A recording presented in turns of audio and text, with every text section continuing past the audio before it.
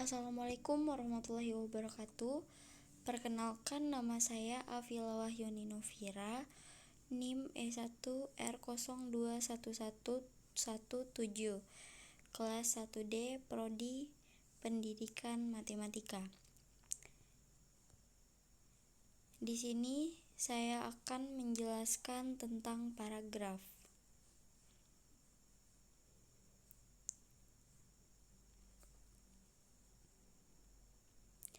Dalam sebuah kalimat atau karangan, biasanya terdapat bagian yang menjorok ke dalam.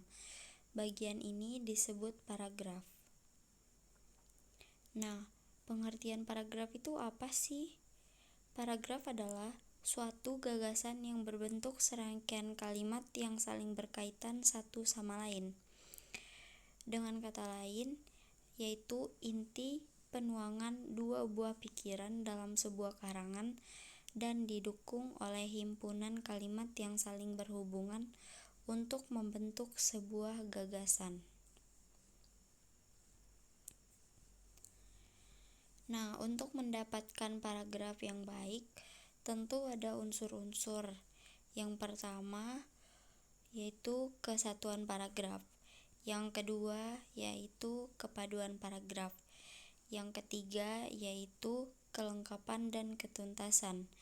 Yang keempat yaitu keruntutan, dan yang kelima konsistensi. Unsur yang pertama yaitu kesatuan paragraf. Sebuah paragraf dikatakan memiliki kesatuan jika paragraf itu hanya mengandung satu gagasan dan kalimat-kalimat dalam paragraf mengarah pada satu pokok atau tidak menyimpang dari pokok pembicaraan. Dengan kata lain, informasi-informasi dalam paragraf itu hanya terfokus pada topik yang dibicarakan.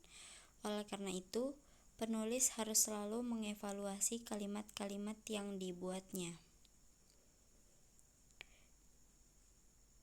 Adapun contoh paragraf tanpa kesatuan, yaitu pada saat ini manfaat internet sebagai sarana komunikasi di tengah-tengah masyarakat sangat besar.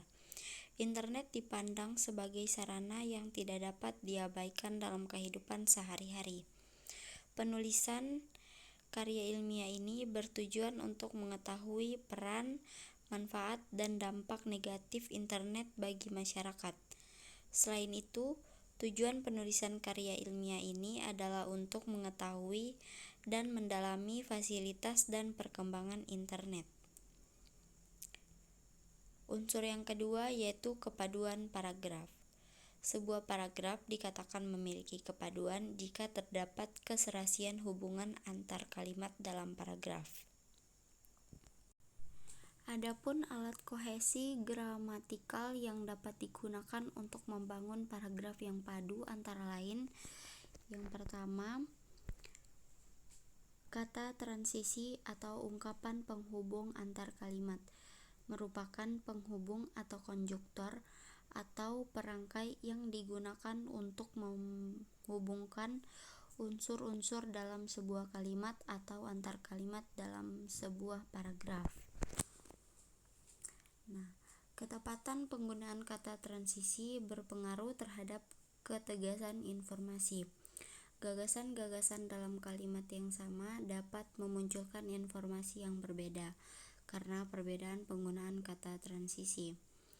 Yang kedua ada referensi atau pengacuan, merupakan hubungan antara referen dengan lambang yang dipakai untuk mewakilinya atau unsur luar bahasa yang ditunjuk oleh unsur bahasa.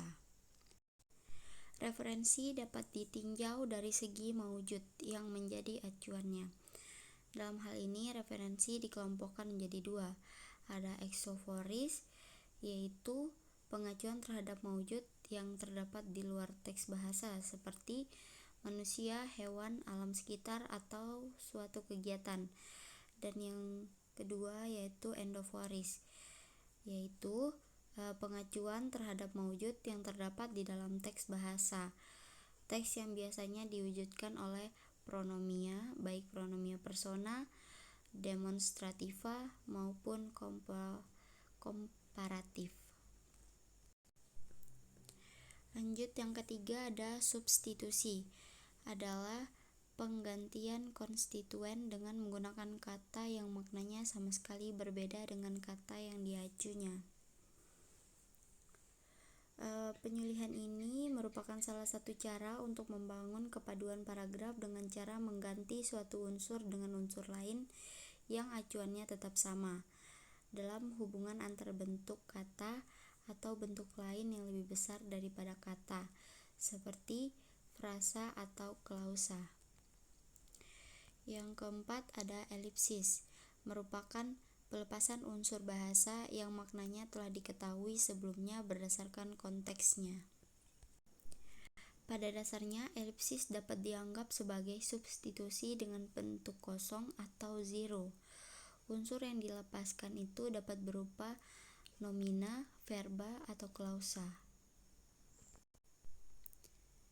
Yang kelima ada sinonim, berarti bahwa dua butir leksikal memiliki makna yang hampir sama atau mirip, atau bisa disebut dengan ungkapan. Kesinoniman ini dapat menjadi sarana membangun paragraf yang baik dengan memanfaatkan bentuk-bentuk bersinonim. Paragraf yang dibuat menjadi lebih variatif dan tidak terkesan monoton. Lanjut, yang keenam ada antonim, adalah oposisi makna dalam pasangan leksikal yang dapat dijenjangkan. Secara umum, antonim memiliki ciri-ciri sebagai berikut. Yang pertama, antonim penuh dengan kejenjangan, yaitu kebanyakan adjektiva dan beberapa verba. Yang kedua, anggota tingkat pasangan menunjukkan beberapa ciri peubah seperti kepanjangan, kecepatan, ketelitian, dan sebagainya. Yang ketiga, untuk menyatakan agak atau lebih dan sangat. Anggota pasangan yang bergerak dalam pertentangan arah, panjang skala memperlihatkan tingkat ciri peubah yang relevan. Yang ketujuh ada hiponim, adalah hubungan yang terjadi antara kelas yang umum dan subkelasnya.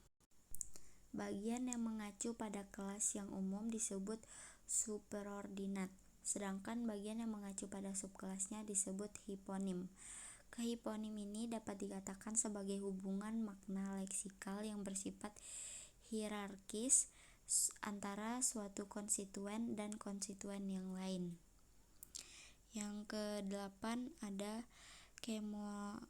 kemeroniman, merupakan konsep yang mengacu pada hubungan bagian seluruh seperti hubungan antara pohon, akar, batang, dahan, dan ranting.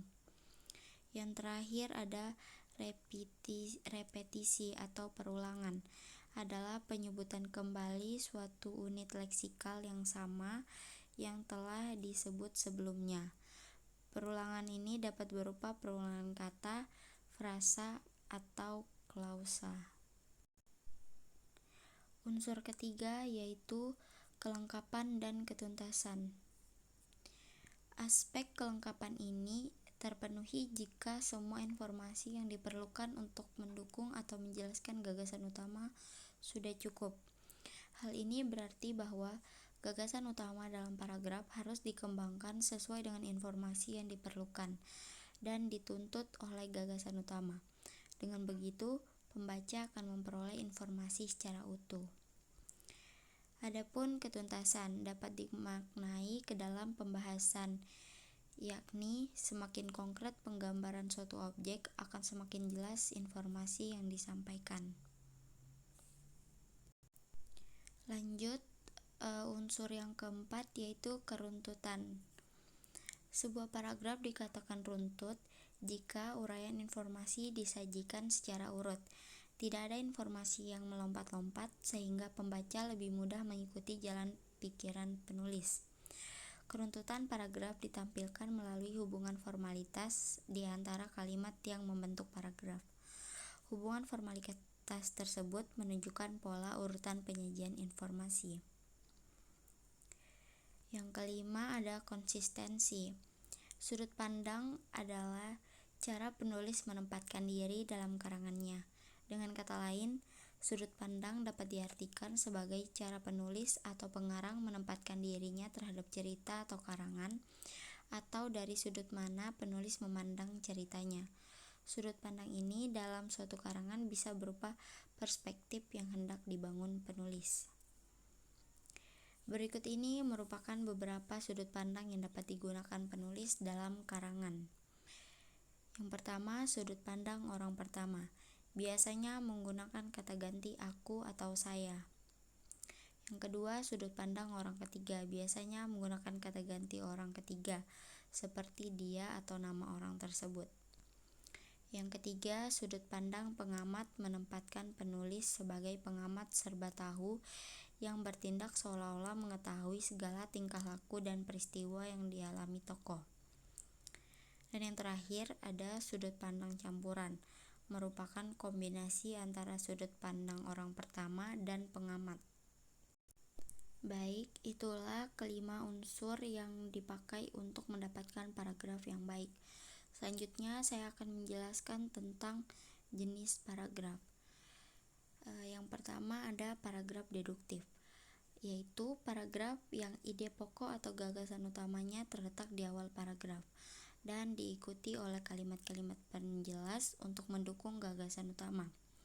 Ide pokok atau gagasan utama berupa pernyataan umum yang dikemas dalam kalimat topik.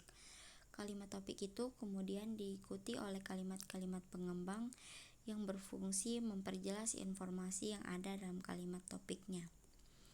Yang kedua adalah paragraf induktif, yaitu paragraf yang kalimat topiknya terdapat pada bagian akhir. Secara garis besar, paragraf induktif mempunyai ciri-ciri, yaitu diawali dengan penyebutan peristiwa-peristiwa khusus yang berfungsi sebagai penjelas dan merupakan pendukung gagasan utama. Kemudian menarik kesimpulan berdasarkan peristiwa-peristiwa khusus tersebut. Yang ketiga ada paragraf campuran, yaitu paragraf deduktif induktif, yaitu paragraf yang kalimat topiknya terdapat pada bagian awal dan akhir paragraf. Meskipun ada 2 kali pemunculan kalimat topik, hal ini bukan berarti gagasan utamanya ada 2.